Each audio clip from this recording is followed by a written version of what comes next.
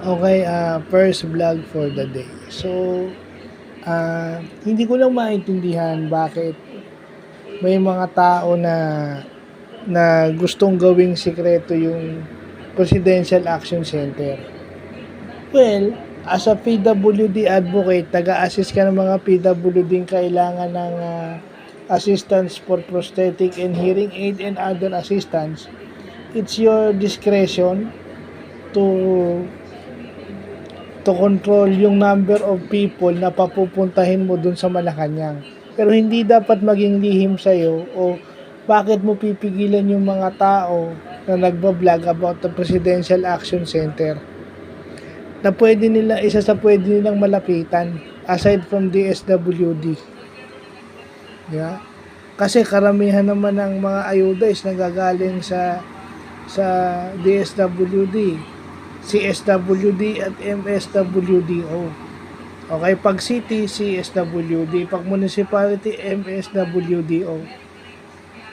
Municipality Social Welfare and Development Office.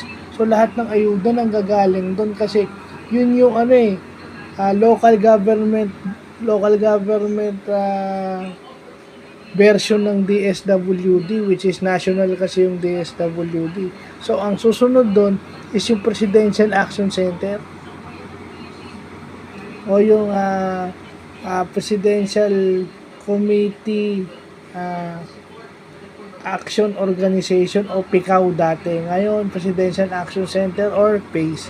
Hindi ko maintindihan when I vlog something about the PACE, hindi ko naman dinidisclose kung magkano yung hinihingi ng certain tao kasi bawal. Pero yung mag-vlog ka about the PACE, bakit bawal? I mean, kung may hidden agenda kayo, siguro. At kung may kakilala kayo sa loob, wala naman ako binanggit na tao. All I'm saying is, pwede nyo maging option yung Presidential Action Center. Mas lalo na yun.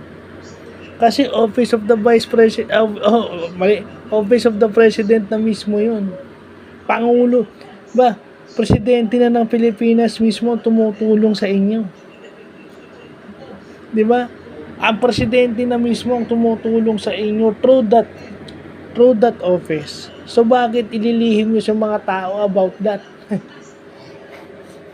Yeah?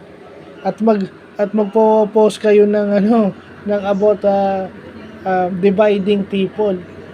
True leadership is kailangan sabihin yung dapat sabihin. I mean, pag kayo maraming nililihim, kayo may ginagawang hindi ayos. So, yun lang po.